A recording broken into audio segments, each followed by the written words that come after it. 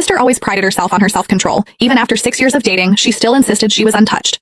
One day I noticed something strange. Her tongue was covered in metal piercings. That was when I realized she had been using a different way all along. When I confronted her, she only smirked. This way, men enjoy it more, and they become obsessed precisely because they can't have me. You wouldn't understand.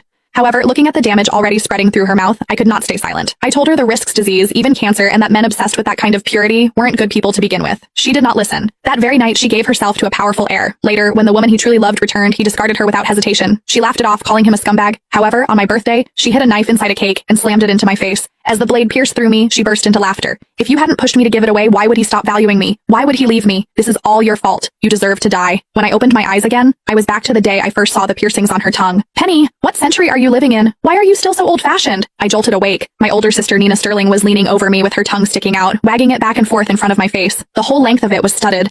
A chill ran through me. What are you doing? Looking at her, all I could think about was the knife she had once driven into my face. Instinctively, I took a step back. Seeing my reaction, she laughed. She stepped closer, grabbed my hand, and pressed my fingertip against her tongue. Well, feels textured, doesn't it? She licked the corner of her lips, her eyes full of provocation. You don't even know how much Marcus loves it. All these years, he's had countless women around him, but I'm the only one he's publicly acknowledged as his girlfriend. The damp, uneven sensation under my fingertip was real, revolting. So, I really had come back. I forced down the nausea and played along. You really are something. She lifted her chin proudly. Of course.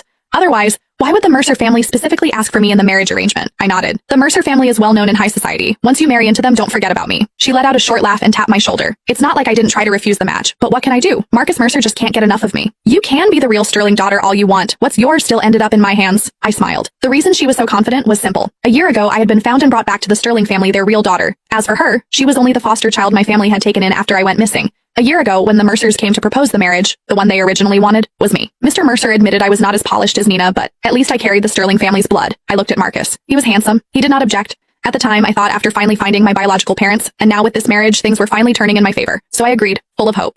What I did not expect was that after dinner, sounds would come from Nina's room, loud enough for almost the entire house to hear. She was not my father's biological daughter, but he had always doted on her. Thinking something was wrong, he forced the door open and saw her, clothes disheveled, draped across Marcus. He was furious. He slapped her on the spot. This is outrageous. He's your sister's fiancé.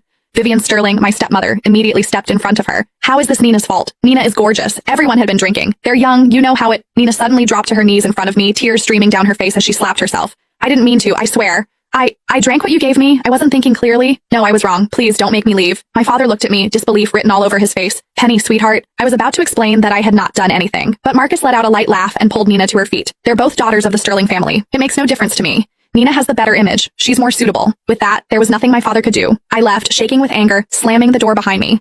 A few days later, I forced myself to swallow it. I told myself Nina had lived as the eldest daughter of this family for years. Of course she felt insecure.